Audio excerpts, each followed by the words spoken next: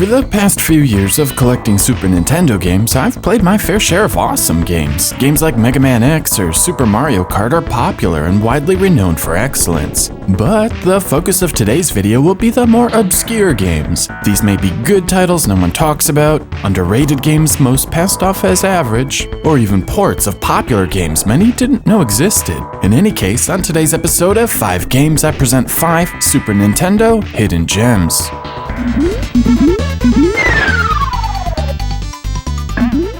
An obvious place to start is Disney's Goof Troop. Unlike many of Capcom's Disney games, this is not a platformer, but rather a puzzler of sorts. You guide Goofy or Max, or both with cooperative play, through a pirate island to rescue Pete and PJ. If you enjoy the dungeon levels of action RPGs like Zelda, you will really dig this game. Disney's Goof Troop is played from an overhead perspective, and you only view one screen at a time. You have the ability to hold 2 items at once and must make your way through the game's 5 sprawling levels. Goof Troop has plenty of puzzles involving kicking around blocks, stepping on buttons, finding keys, and it will really make you use your noodle. It is also fair and well designed, and the game never allows you to deplete your resources or get stuck on a screen.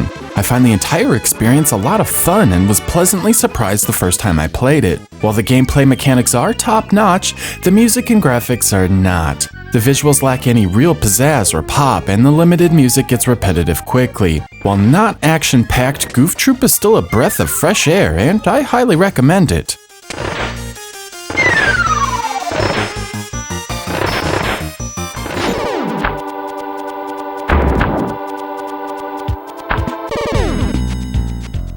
Super Pinball Behind the Mask is a pinball game from the same company who made the fantastic digital pinball Last Gladiators on the Sega Saturn. Despite being released on the Super Nintendo, the folks at Kaze went for a realistic, single-screen approach. At the time, critics felt the game was a bit boring and preferred the more fantasy-focused style of the era. With a nice resurgence in real pinball lately, I feel there might finally be an audience for this hidden gem. Super Pinball Behind the Mask features 3 themed tables. While they feature unique color palettes, admittedly, they do feel rather similar. With such a limited resolution, there's only so much you can cram onto the table, but the developer struck the right balance of having enough shots to hit without making things overly cluttered or confusing. Best of all, the flipper movement and ball physics feel pretty damn good. Again, in an era where fantasy pinball ruled the day, Kaze did a great job putting their focus on the 2 most important elements, the ball and the flipper. While the tables are simple, it is still as fun as ever to unlock multi-ball and try to score as many points as possible.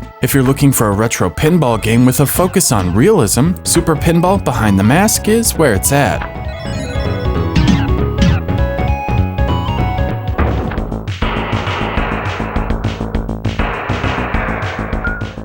Firepower 2000 is a shmup developed by Sunsoft. While the game looks pedestrian on the surface, this is actually one of the more unique shmups available on the platform. The biggest gimmick is the ability to select between a tank or a helicopter. The helicopter is fairly traditional, firing forward and offering a straightforward, no-frills experience. The tank, on the other hand, can shoot in all 8 directions. But with the flexibility comes the drawback of having to maneuver around obstacles on the ground. What Firepower 2000 does better than just about any other shmup is clearly define what is on the ground and what is in the air, and these rules never change. When flying the helicopter, you can safely fly over tanks without fear of colliding into them. If you're in the tank, you won't have to worry about colliding with airborne vehicles. This sounds obvious, but until you play Firepower 2000, it is tough to put into words how wonderful having this level of consistency really is. Even better, there's a cooperative mode which really blows things open as each of you have different strengths and weaknesses with the 2 different vehicles. Add in a solid soundtrack and the smoothest frame rate of any Super Nintendo shmup, and you have one of the most underrated games in the SNES library.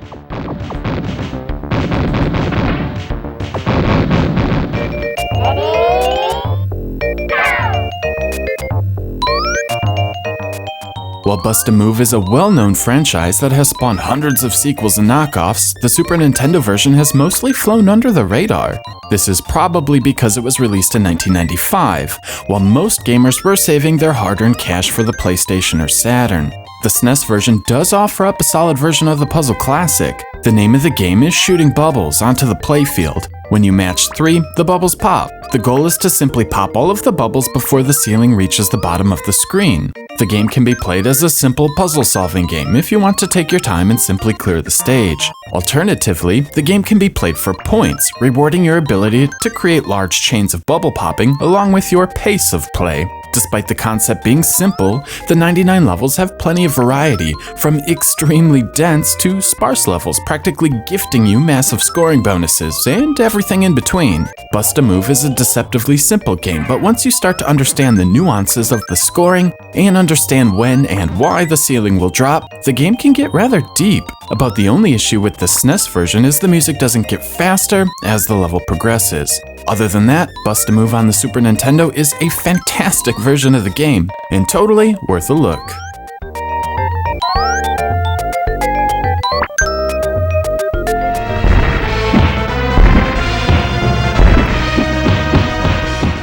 Batman Returns is a Konami beat-em-up most people are aware exists, but not aware of how awesome it is. Folks either assume it is a port of the substandard Genesis game or a movie license cash grab. Neither could be farther from the truth. At its heart, Batman Returns is a beat-em-up. The controls are incredibly simple, featuring the usual melee attacks, a special attack which also depletes your life bar, a jump attack, and a grab attack. It's all pretty standard stuff, but the controls are extremely smooth, and the hit detection is outstanding. Matching the awesome gameplay mechanics is a brilliant presentation. The music is absolutely stunning and matches the movie's soundtrack surprisingly well. I also really like the graphics, which are dark and oversaturated and fit Tim Burton's world perfectly. Unfortunately, Batman Returns has some non-beat-em-up levels which aren't quite up to snuff. The side-scrolling levels feel clumsy with nerfed attacks and awkward jumping. The driving stage is okay, but both feel tacked on, and the game would be better without them. Strange decisions aside, Batman Returns on the Super Nintendo is still a terrific game, and easily one of my favorite retro Batman games. This one is a must-own.